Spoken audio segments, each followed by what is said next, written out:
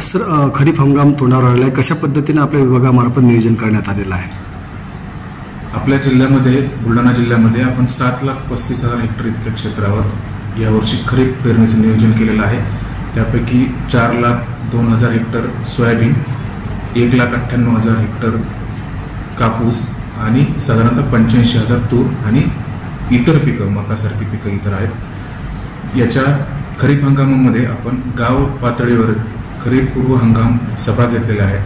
त्या सभांमध्ये आपण बीज उगवण चाचण्या, बीज प्रक्रिया, त्याच्यानंतर खताचा वापर शेतकऱ्यांनी कशा प्रकारे करा, पेरणीच्या आधुनिक पद्धती वापराव्यात याबाबत आपण प्रत्येक गावामध्ये आपण खरीप पूर्व हंगाम नियोजन सभा घेतलेल्या आहे. त्याप्रमाणेच आपल्या जिल्हास्तरीय स्तरावर देखील जिल्हास्तरीय खरीप हंगाम सभा झालेली आहे आणि कृषी विभागासोबतच इतर सर्व विभागांच्या सोबत या खरीप हंगामाचं नियोजन आपण चांगल्या प्रकारे केलेलं आहे. शेतकऱ्यांनी कधी पेरणी करावी, काय नेमकं सल्ला द्याल मार्गदर्शन?